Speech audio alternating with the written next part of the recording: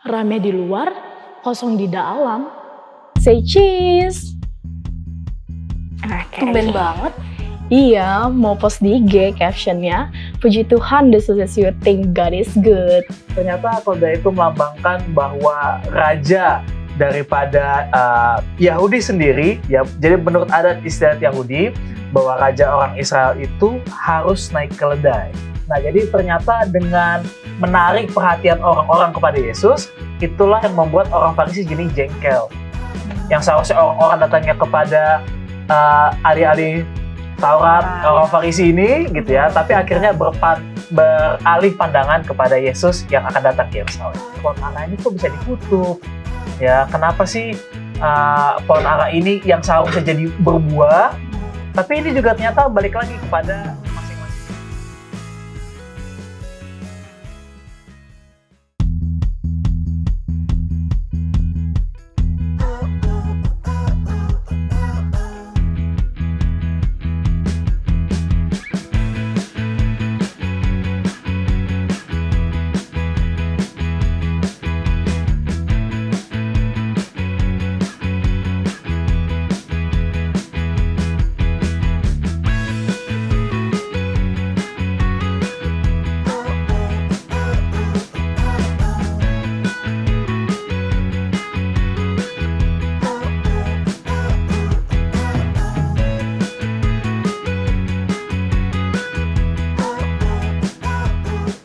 Guys, foto dulu yuk.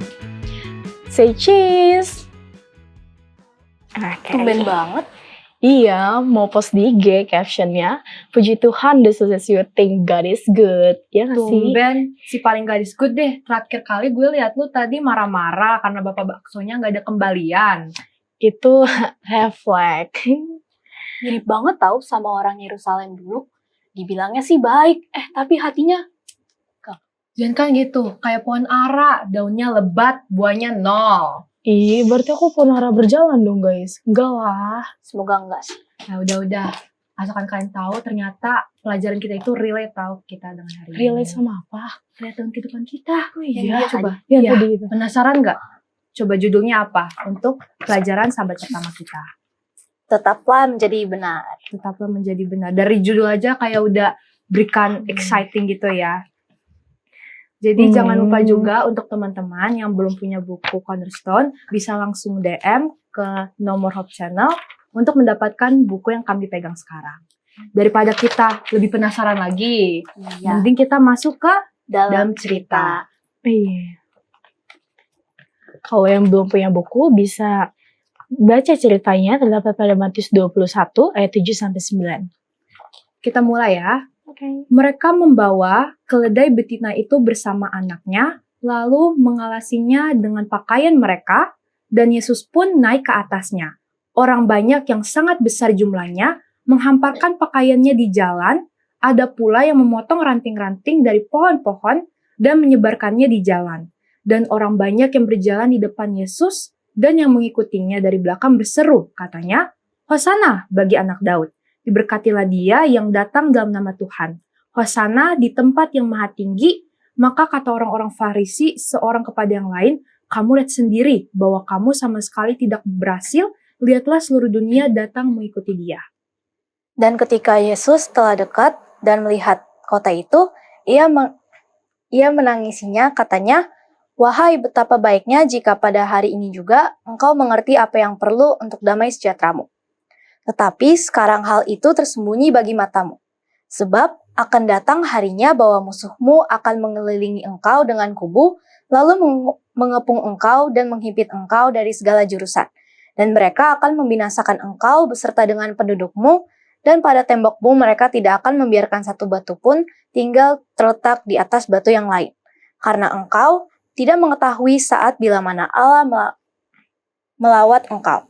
Lalu, Yesus masuk ke bait Allah dan mengusir semua orang yang berjual beli di halaman bait Allah. Ia membalikkan meja-meja penukar uang dan bangku-bangku perdagang merpati dan berkata kepada mereka, ada tertulis rumahku akan disebut rumah doa, tetapi kamu menjadikannya sarang penyamun. Maka datanglah orang-orang buta dan orang-orang pimpang kepadanya dalam bait Allah itu, dan mereka disembuhkannya. Tetapi ketika imam-imam kepala dan ahli-ahli Taurat melihat mujizat-mujizat yang dibuatnya itu dan anak-anak yang berseru dalam bait Allah, Hosana bagi anak Daud, hati mereka sangat jengkel. Lalu mereka berkata kepadanya, "Engkau dengar apa yang dikatakan anak-anak ini?" Kata Yesus kepada mereka, "Aku dengar. Belum pernahkah kamu baca dari mulut bayi-bayi dan anak-anak yang menyusu, engkau telah menyediakan puji-pujian?" Pada pagi-pagi hari, dalam perjalanannya kembali ke kota, Yesus merasa lapar. Dekat jalan, ia melihat pohon ara lalu pergi ke situ. Tetapi ia tidak mendapat apa-apa pada pohon itu selain daun-daun saja. Katanya kepada pohon itu, "Engkau tidak akan berbuah lagi selamanya." Dan seketika itu juga keringlah pohon ara itu. Wah, ternyata dari banyak cerita, satu perikop ini banyak pelajaran yang bisa kita ambil. Tapi coba ya, aku coba meringkas cerita dari pelajaran kita. Jadi ceritanya itu Yesus lagi jalan ke Yerusalem. Dia itu naik keledai. Orang-orang langsung rame nih, banyak banget langsung menyambut dia. Ada aja yang taruh baju di jalan, ada juga yang potong ranting pohon, terus ditebar di jalan sambil teriak, "Hosana bagi anak Daud," seperti di buku kita. Tapi ternyata Yesus itu malah menangis. Seharusnya senang, tapi dia menangis. Kenapa sih? Karena banyak orang-orang yang gak sadar kalau Tuhan itu lagi datang untuk membawa berita damai.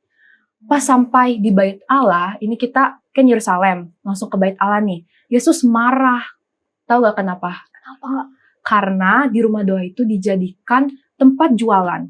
Jadi semua pedagang itu langsung diusir dengan Yesus. Setelah itu banyak orang sakit datang ke dia dan langsung disembuhin. Terus seperti di sini juga ada anak-anak kecil juga nih ikutan untuk memuji Yesus. Tapi masalahnya pemimpin agama ini malah kesal mendengar itu. Lalu ada kejadian unik nih. Yesus melihat pohon ara.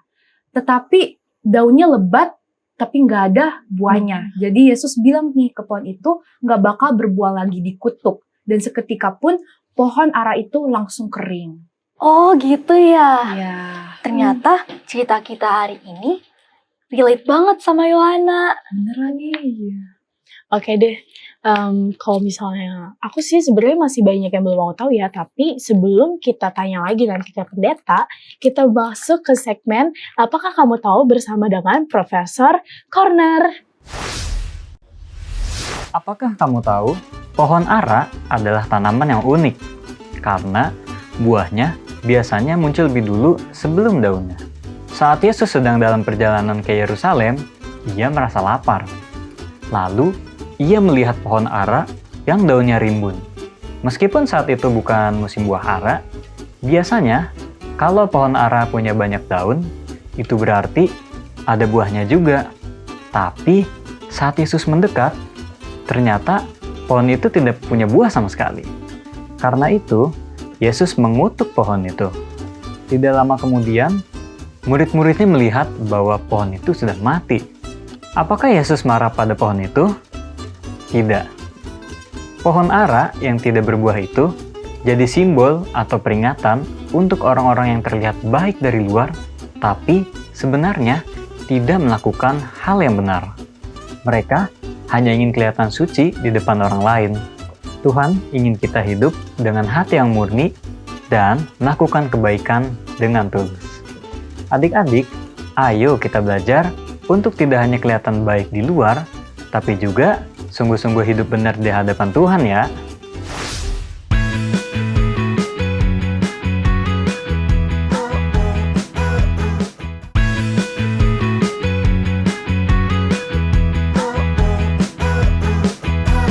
Kembali lagi di Cornerstone Connection. Program ini hadir untuk membimbing kamu mempelajari Alkitab lebih dalam lagi. Dan saat ini kita sudah bersama Pendeta Andreas Tambunan. Shalom Pendeta. Shalom. Gimana kabarnya Pak Pen? Puji Tuhan, sangat baik. Gimana kabarnya kalian? Kami juga puji Baik. Tuhan baik Pendeta. Nah, Pak Pen, kami udah baca nih di dalam cerita pelajaran sahabat pertama tetaplah menjadi benar. Betul. Tapi mungkin bisa deh Yohana membaca ayat intinya. Oke, aku baca ini ayat intinya. Terdapat pada Lukas 19 ayat 41-42. Dan ketika Yesus telah dekat dan melihat kota itu, ia menangisinya. Katanya, Wahai betapa baiknya jika pada hari ini juga engkau mengerti apa yang perlu untuk damai sejahteramu, tetapi sekarang hal itu tersembunyi bagi matamu. Wah, berat juga ini berarti ayatnya Papen ya. Merasa berat gak Papen nih ayatnya? Ringan aja. Oh ringan, berarti Ya. Papen sudah mengerti. Nah, untuk kami nih kita masih agak bingung nih. Iya. Jadi kita juga pengen bertanya ke Papen. Semoga Papen bisa menjawab pertanyaan kami. Amin. Jadi siapa nih yang mau nanya duluan? Jadi di sini pendeta ada satu pertanyaan. Yang pertama, Satu aja beberapa kan? pertanyaan Satu mungkin aja. maksudnya. Yang pertama, mengapa menurut pendeta Mm-mm. orang Farisi merasa jengkel terhadap apa yang sedang dilakukan oleh orang-orang? Oke, kita mau harus tahu dulu ya bagaimana asal mula perjalanan Yesus untuk tiba di kemana Yesus? Yerusalem. Yerusalem. Harus siap-siap kalau pendeta tanya Oke, ya. siap. Ya, jadi sebagaimana Yesus perjalanan ke Yerusalem dan ternyata ada satu nabi di Alkitab yang sudah memberitahukan akan kedatangan Yesus pada saat itu. Ya, ada yang tahu kan nabinya siapa? Yohanes. Salah. siapa? Jawabannya adalah Nabi Zakaria. Oh, Jadi Zakaria sudah menginformasikan dari 500 tahun yang lalu bahwa kedatangan Yesus akan datang di Yerusalem dengan menaiki keledai. Keledai. Nah, ternyata keledai yang ditunggangi oleh Yesus sendiri adalah keledai, bahkan bisa dikatakan kenapa sih harus keledai gitu ya? Iya ya. Kenapa harus keledai? Ternyata keledai itu melambangkan bahwa raja daripada Yahudi sendiri, ya. Jadi menurut adat istiadat Yahudi bahwa raja orang Israel itu harus naik keledai. Ya, jadi kalau raja naiknya keledai, Gak boleh kuda, Ya. pendeta. bukan onta, Oh, bukan kuda gitu ya, bukan kuda. ya. Harus Jadi keledai. melambangkan raja Israel itu sendiri adalah naik keledai. Maka kedatangan Yesus ini jauh sebelum tiba di Yerusalem. Jadi karena jauh perjalanannya itu sudah orang tahu. Jadi orang istilahnya kayak kalau ketemu fans gitu, ketemu fans lagi, ketemu idola gitu ya, kan dikejar-kejar gitu ya, Ya. dikejar, wah gitu teriak gitu kan, dikejar. Dan begitu juga dengan Yesus. Pada saat Yesus naik keledai menuju ke Yerusalem, orang-orang sudah mulai datang. Bahkan orang-orang di Yerusalem pun juga ternyata datang menjemput Yesus pada saat itu. Jadi kayak apa ya? Semangat banget berarti. Iya, semangat 45. Semangat 45. Iya, semangat Buat 45. ketemu Jadi Yesus. sangat semangat untuk jemput Yesus karena kayaknya nih nggak pernah deh ada raja yang disambut dengan sebegitu meriahnya. Iya.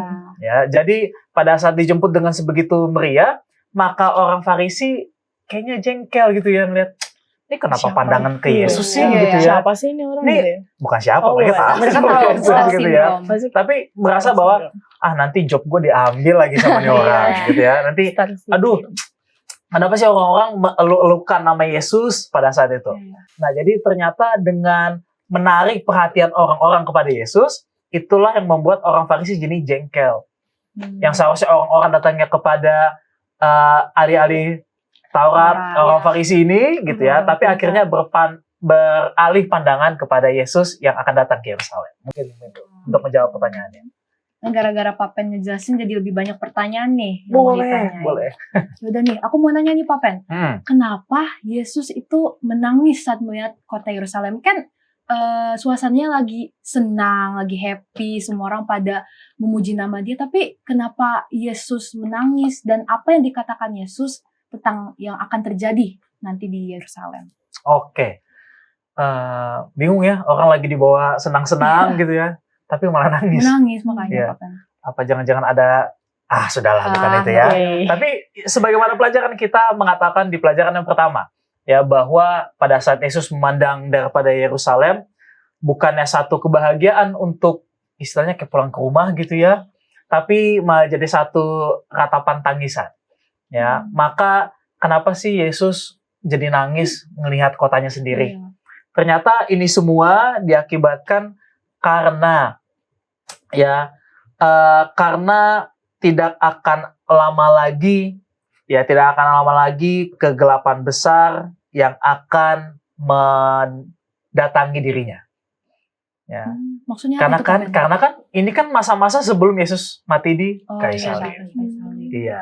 Jadi akan tiba datang masanya Ya, karena pada saat Yesus akan dielu-elukan namanya, tapi di saat itu pun juga akan datang kegelapan itu. Maksudnya dalam arti adalah bahwa dia akan kehilangan dirinya, nyawanya, menggantikan semua orang-orang ini yang berdosa. Ya, jadi itulah sebabnya Yesus sendiri pun juga nangis, bukannya senang. Aduh, sudah dekat ini waktunya. Yes. Ya, aduh, nih kalau bukan karena keberdosaan ini, ya nggak mungkin saya harus menanggung semua akibatnya. Ya, kayak kita pun juga ya, orang lain yang salah kok, jadi kita yang nanggung akibatnya, jadi sedih juga rasanya. Nah, mungkin seperti itu jawabnya. Terus siapa tahu mungkin Violin ada pertanyaan nih. Aku ada pertanyaan Pak Pendeta. Tadi Boleh. kan di sini dibahas tentang pohon ara. Terus kenapa reaksi Yesus tadi di sini mengutuk Pak Pendeta? Kenapa tuh?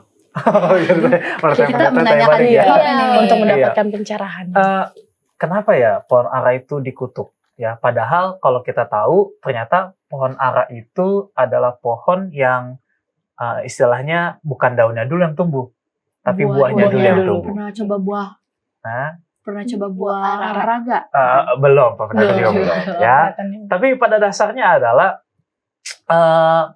pohon ara ini pun juga sebenarnya dalam kisah perjalanan Yesus di Yerusalem masuk ke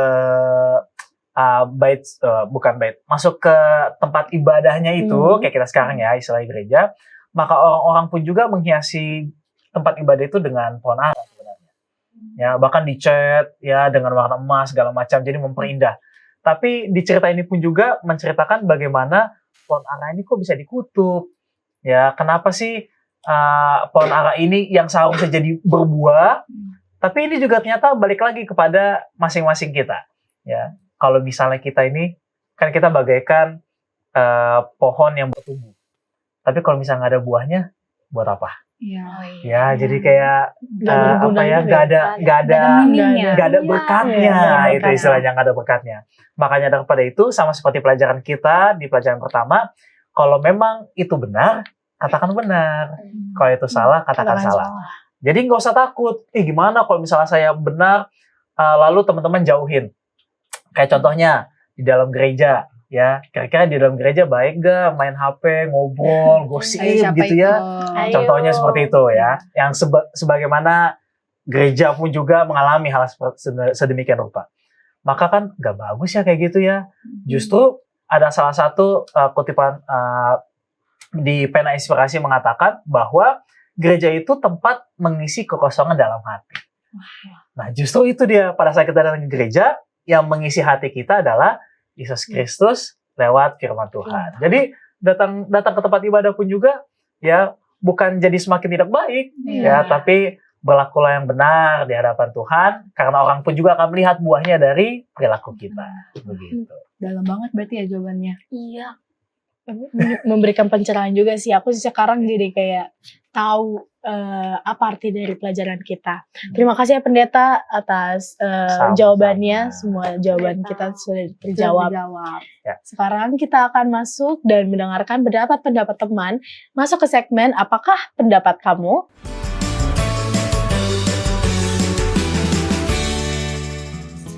Perkenalkan, nama saya Emsal Suparlis Manurung, kelas 11-2 dari Perguruan Advent 1 Jakarta. Perkenalkan, nama saya Bene Timothy Leonard Ganap, kelas 11-1 dari Perguruan Advent 1 Jakarta. Perkenalkan, nama saya Julia Karin Francis Siregar, kelas 11-1 dari Perguruan Advent 1 Jakarta. Perkenalkan, nama saya Sheryl Devina Simbolon, saya dari kelas 11-3 dari Perguruan Advent 1 Jakarta. Perkenalkan, nama saya Miracle Tiur Balas Manungkalit, saya dari Perguruan Advent 1 Jakarta.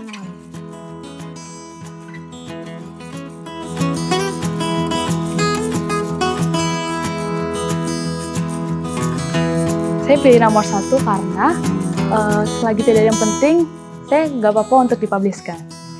Yang kedua, saya memilih hidup tanpa TV karena sekarang karena teknologi semakin canggih, ada HP, jadi TV menurut saya tidak terlalu penting untuk saya gunakan.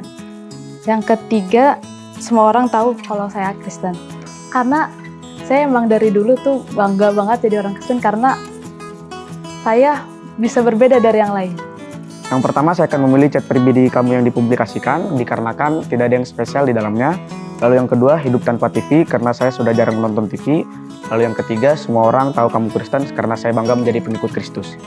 Pilihan saya nomor 1, chat pribadi kamu dipublikasikan. Kenapa? Karena tidak ada yang spesial. Kedua, hidup tanpa TV, karena saya lumayan jarang menonton TV. Dan yang terakhir adalah nomor 6, semua orang tahu kamu Kristen, karena saya bangga menjadi orang Kristen. Saya memilih chat pribadi kamu dipublikasikan karena untuk saat ini tidak ada yang terlalu penting di dalamnya. Lalu saya memilih hidup tanpa TV karena sudah tidak pernah menggunakan TV lagi. Lalu semua orang tahu kamu Kristen karena saya akan menggunakan itu sebagai menjadi pemberita Injil. Yang saya pilih adalah yang pertama, chat pribadi kamu dipublikasikan karena tidak ada yang perlu disembunyikan. Yang kedua adalah hidup tanpa TV karena zaman sekarang kita bisa menonton dari alat elektronik apa saja. Dan yang terakhir, semua orang tahu kamu Kristen karena saya bersyukur menjadi orang Kristen.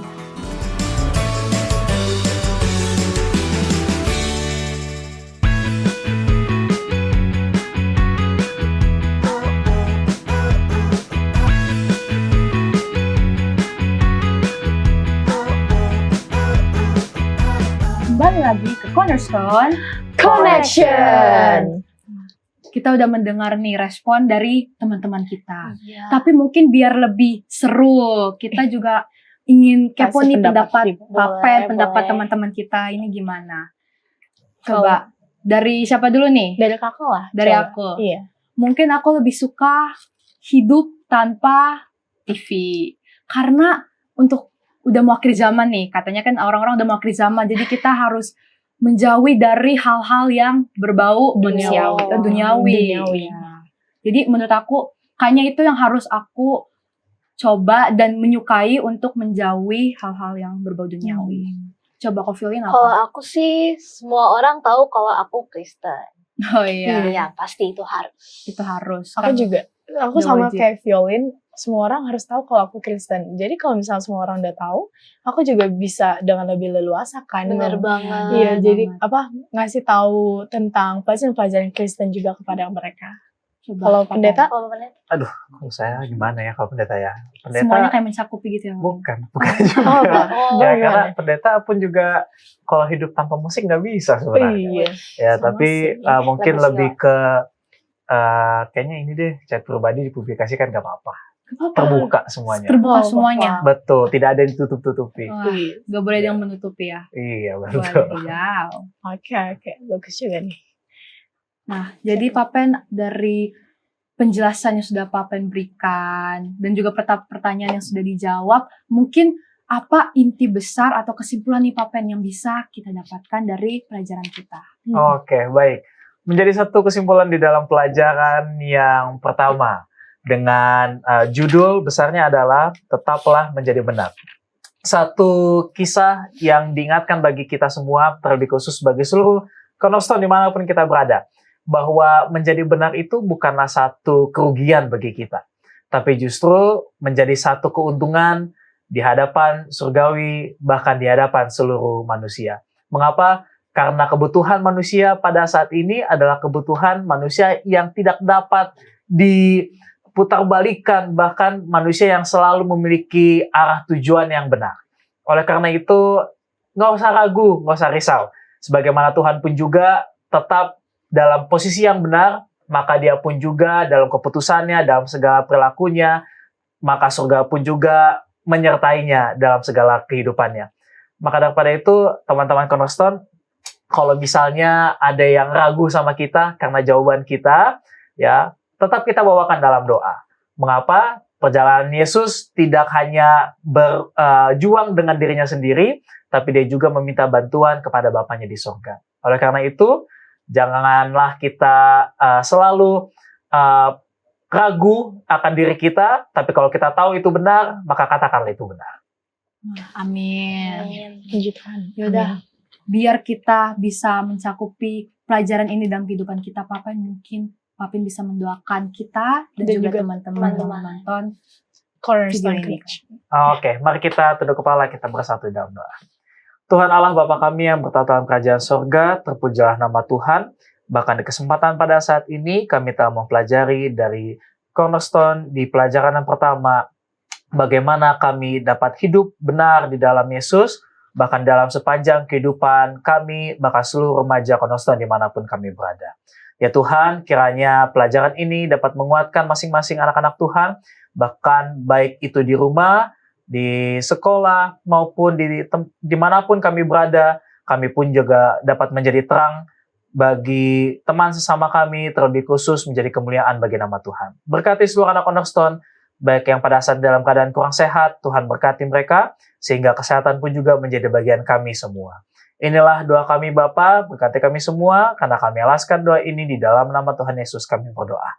Amin. Amin. Terima kasih pendeta sudah mau menjadi narasumber kita. Sama-sama. Terima kasih juga buat teman-teman yang sudah menyaksikan Cornerstone Connection. Sampai ketemu teman-teman yang selalu setia mencari dan belajar firman Tuhan melalui Cornerstone Connection.